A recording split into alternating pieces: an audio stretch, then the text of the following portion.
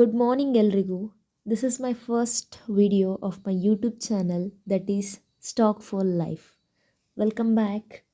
So ನಾನಿಲ್ಲಿ ಏನು ಹೇಳೋಕ್ಕೆ ಟ್ರೈ ಮಾಡ್ತಿದ್ದೀನಿ ಅಂತಂದರೆ, ನಿಮಗೆಲ್ಲರಿಗೂ ಗೊತ್ತಿರ್ಬೋದು ಮ್ಯೂಚುವಲ್ ಫಂಡ್ ಬಗ್ಗೆ, ಹೌದಾ? ನೀವು ಕೇಳೋ ಕ್ವೆಶನ್ ಏನು ಅಂತಂದರೆ, ಮ್ಯೂಚುವಲ್ ಫಂಡಲ್ಲಿ ನಾವು ನಿಜವಾಗ್ಲೂ ದುಡ್ಡು ಮಾಡ್ಬೋದಾ? ನಿಜವಾಗ್ಲೂ ನಾವು ಶ್ರೀಮಂತರಾಗ್ಬೋದಾ? ಎಸ್, ಖಂಡಿತ ಆಗ್ಬೋದು. ನೀವು ಖಂಡಿತ ಇನ್ವೆಸ್ಟ್ ಮಾಡ್ಬೋದು. ಯಾಕಂತಂದರೆ ಮ್ಯೂಚುವಲ್ ಫಂಡ್ ಕಂಪ್ನಿಗಳು ನಮ್ಮ ದುಡ್ಡನ್ನು ತಗೊಂಡು ಸ್ಟಾಕ್ ಮಾರ್ಕೆಟಲ್ಲಿ ಇನ್ವೆಸ್ಟ್ ಮಾಡ್ತವೆ. ಸ್ಟಾಕ್ ಮಾರ್ಕೆಟಲ್ಲಿ ಇರೋದೇನು ಹೇಳಿ, ಎಲ್ಲ ಕಂಪ್ನಿಗಳು ಏನು ಮಾಡ್ತವೆ ಪ್ರಾಬಬ್ಲಿ ಹೇಳಿ ಅಂದರೆ, ನಮಗೆ ಗೊತ್ತಿರೋ ಪ್ರಕಾರ ಭೂಮಿ ಮೇಲೆ ಬಿಸ್ನೆಸ್ಸಲ್ಲಿ ರಿಟರ್ನ್ ಕೊಡೋಷ್ಟು ಯಾವುದ್ರಲ್ಲೂ ಇಲ್ಲ ಅಂತ. ಬಟ್ ನಮಗೂ ಬಿಸ್ನೆಸ್ ಮಾಡಬೇಕು ಅಂತ ಆಸೆ ಇರುತ್ತೆ. ಬಟ್ ನಮಗೆ ಭಯ ಆಗುತ್ತೆ, ಏನಕ್ಕಂತಂದರೆ ಲಾಸ್ ಆಗಿಬಿಟ್ರೆ ಕಷ್ಟ ಅಂತ. ಆ್ಯಂಡ್ ಫಸ್ಟ್ ಆಫ್ ಆಲ್ ನಮಗೆ ಅಷ್ಟು ಟೈಮ್ ಕೂಡ ಇರಲ್ಲ. ನಮ್ಮ ದುಡ್ಡು ಇಲ್ಲ ಅಂತಂದರೆ ಮ್ಯೂಚುವಲ್ ಫಂಡಲ್ಲಿ ಜಸ್ಟ್ 500 ಇನ್ವೆಸ್ಟ್ಮೆಂಟ್ ಮಾಡಿದರೆ ಆ 500 ಬಿಸ್ನೆಸ್ಗಳ ಮೇಲೆ ಇನ್ವೆಸ್ಟ್ ಆಗುತ್ತೆ. ಆ ಬಿಸ್ನೆಸ್ಗಳು ಎಂಥವು ಅಂತಂದರೆ ಆಲ್ರೆಡಿ ಎಕ್ಸ್ಟಾಬ್ಲಿಷ್ಡ್ ಆಗಿರುವಂಥ ಬಿಸ್ನೆಸ್ಗಳು, ಛೋಟಾ ಮೋಟಾ ಬಿಸ್ನೆಸ್ಗಳು ಆಗಿರಲ್ಲ. ನಾವು ಡೇ ಟು ಡೇ ಲೈಫಲ್ಲಿ ಯೂಸ್ ಮಾಡೋ ಪ್ರಾಡಕ್ಟ್ಸ್ಗಳು ಇಲ್ಲಿ ಬರ್ತಾ ಹೋಗುತ್ತೆ.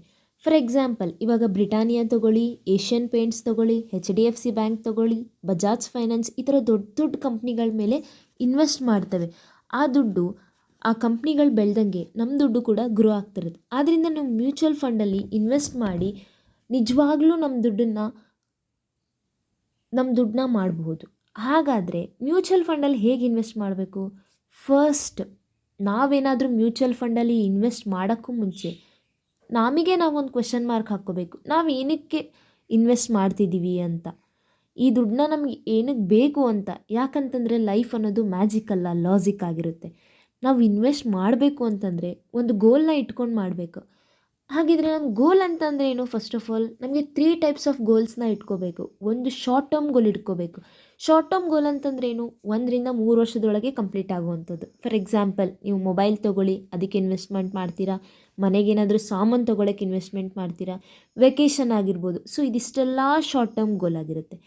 ಇನ್ನೊಂದು ಮೀಡಿಯಮ್ ಟರ್ಮ್ ಗೋಲ್ ಅಂತ ಅಂದರೆ 5 to 10 ಇಯರ್ಸ್ ವರ್ಷದೊಳಗೆ ಇರುತ್ತಲ್ಲ, ಅದಕ್ಕೆ ನಾವು ಮೀಡಿಯಮ್ ಟರ್ಮ್ ಗೋಲ್ ಅಂತೆ. ಇಟ್ ಮೇ ಬಿ ಕಾರ್ ತೊಗೊಳ್ಳೋದಾಗಿರ್ಬೋದು, ಬೈಕ್ ತೊಗೊಳ್ಳೋದಾಗಿರ್ಬೋದು, ಅಥವಾ ಗೋಲ್ಡ್ ಮೇಲೆ ಇನ್ವೆಸ್ಟ್ಮೆಂಟ್ ಆಗಿರ್ಬೋದು. ನೀವು ಗೋಲ್ಡ್ ಮೇಲೆ ಇನ್ವೆಸ್ಟ್ಮೆಂಟ್ ಮಾಡ್ತಿದ್ದೀವಿ ಅಂತಂದರೆ ಸಾಲ ಮಾಡಿ ಗೋಲ್ಡ್ನ ತೊಗೊಳಕ್ಕೆ ಹೋಗಬೇಡಿ. ಯಾಕಂತಂದರೆ ನೀವು ಪ್ರತಿ ತಿಂಗಳು ಮತ್ತೆ ಇಂಟ್ರೆಸ್ಟ್ ಕಟ್ಟಬೇಕಾಗುತ್ತೆ. ಅದನ್ನೇ ನೀವು ಮ್ಯೂಚುವಲ್ ಫಂಡಲ್ಲಿ ಇನ್ವೆಸ್ಟ್ಮೆಂಟ್ ಮಾಡಿ ಬಂದಿರೋ ಅಮೌಂಟನ್ನು ಗೋಲ್ಡಲ್ಲಿ ತೊಗೊಂಡ್ರೆ ನೀವು ಚೆನ್ನಾಗಿರ್ತೀರ. ಲಾಂಗ್ ಟರ್ಮ್ ಗೋಲ್ ಅಂತ ಅಂದರೆ ಮಿನಿಮಮ್ 10 ಇಯರ್ಸ್ ಇರಲೇಬೇಕು. ಅದರಲ್ಲಿ ಏನಿರುತ್ತಪ್ಪ ಅಂತಂದರೆ ಮಕ್ಕಳ ಹೈಯರ್ ಎಜುಕೇಷನ್ ಆಗಿರ್ಬೋದು, ನಮಗೆ ರಿಟೈರ್ಮೆಂಟ್ ಆಗಿರ್ಬೋದು, ಯಾವುದೇ ಲೋನ್ ಇಲ್ಲದೇ ಇರೋಂಥನೇ ಮನೆ ಕಟ್ಟೋದಾಗಿರ್ಬೋದು. ಇದಕ್ಕೆ ನಾವು ಲಾಂಗ್ ಟರ್ಮ್ ಗೋಲ್ ಅಂತ ಕರಿತೀವಿ. ಈ ಗೋಲ್ನ ನಮ್ಮ ಎಮೋಷ್ನಲ್ ಜೊತೆ ಅಟ್ಯಾಚ್ಮೆಂಟ್ ಮಾಡಿದರೆ ನಮ್ಮ ಮ್ಯೂಚುವಲ್ ಫಂಡಲ್ಲಿ ಇನ್ವೆಸ್ಟ್ ಮಾಡೋದು ತುಂಬಾ ಈಸಿ ಆಗಿರುತ್ತೆ. ಸೊ ನೀವು ನೆಕ್ಸ್ಟ್ ವಿಡಿಯೋದಲ್ಲಿ ಮ್ಯೂಚುವಲ್ ಫಂಡ್ನಲ್ಲಿ ಹೇಗೆ ಇನ್ವೆಸ್ಟ್ ಮಾಡೋದು ಅಂತ ಹೇಳ್ಕೊಡ್ತೀನಿ. ಅಂಟಿಲ್ ದೆನ್, ಈ ವಿಡಿಯೋ ಇಷ್ಟ ಆಗಿದ್ದರೆ ನೀವು ಲೈಕ್ ಮಾಡಿ, ಶೇರ್ ಮಾಡಿ, ಕಮೆಂಟ್ ಮಾಡಿ, ಹಾಗೆ subscribe to my channel. Thank you.